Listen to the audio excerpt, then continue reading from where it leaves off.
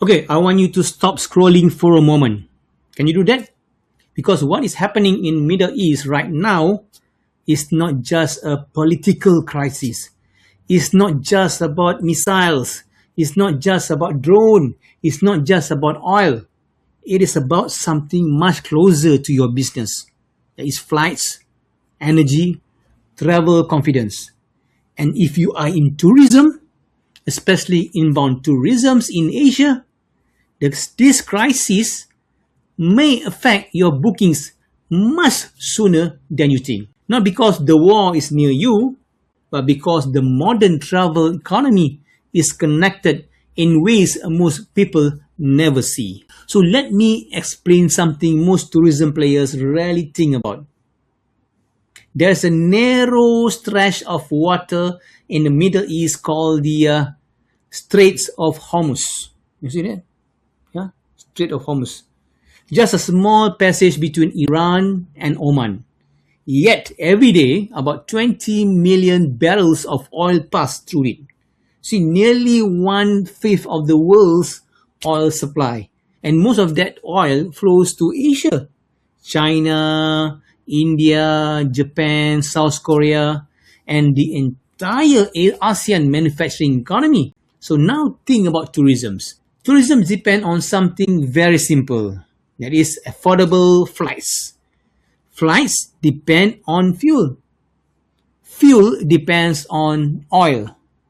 And oil depends on stability in places like the Strait of Hormuz. So what is already happening? Oil prices jump almost immediately after the escalations. Analysts warn that if shipping through the Gulf become unstable, prices could move above $100 per barrel. It's happening now. And when oil rises, airlines feel the shock instantly. Fuel is the largest operating cost for the airlines. That means airfare increase, routes change, travel demand slow, and suddenly a conflict thousands of kilometers away begins affecting travel decisions in Europe, Asia, and beyond. So what's this mean for Asia tourism? So now here's the key questions. What does this mean for inbound tourism in Asia? There are three immediate impacts. First, the long haul travel becomes more expensive. Yes, flights from Europe to Asia become harder on prices and also to operate. Tourists delay long distance trips. Second, travelers become cautious. Takut. When global news is unstable, people postpone big journeys. They travel closer to home. Third, the regional tourism become more important. ASEAN travel, short haul markets, nearby destinations. So these markets become the stabilizing force for tourism. So why Asia is still strong? Because here is something very important. Asia's tourism system is different from many regions. So many ASEAN's destinations are powered by regional travelers. For example, Malaysia receives millions of visitors from ASEAN, from Singapore, Indonesia, Thailand, and even China. Short-haul markets that are less sensitive to long-distance aviation shocks. Which means the crisis may not destroy tourism in Asia, but it will change the tourism landscape. So the real lesson for tourism business is there is a powerful lesson here.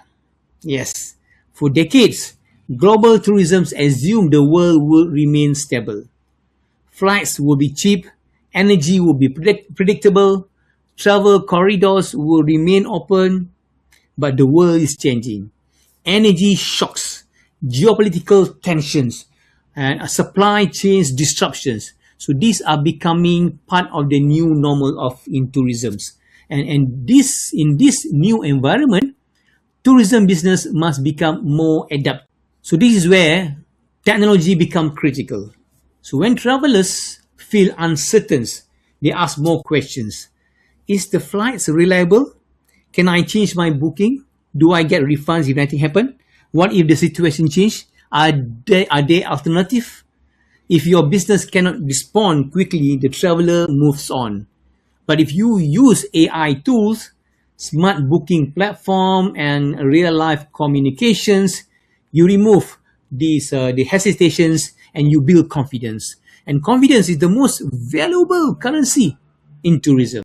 So this crisis is not only a Middle East story.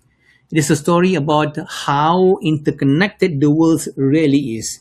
A narrow waterway thousands of kilometers away can affect airlines' fuel prices. Fuel prices affect flights. Flights affect tourism. And tourism affect millions of business across Asia. So the destinations that succeed will not be the ones that wait for stability. They will be the ones that adapt the fastest. Because in tourism, the winners are not always the biggest players. They are the ones who understand change earlier than everyone else. So flights affect tourism, and tourism affect millions of business across Asia. So if you want to learn how AI can help inbound tourism's business stay competitive in a rapidly changing world, follow this channel, because the future of tourism will not just be the destinations. It will be about intelligence, speed, and adaptability.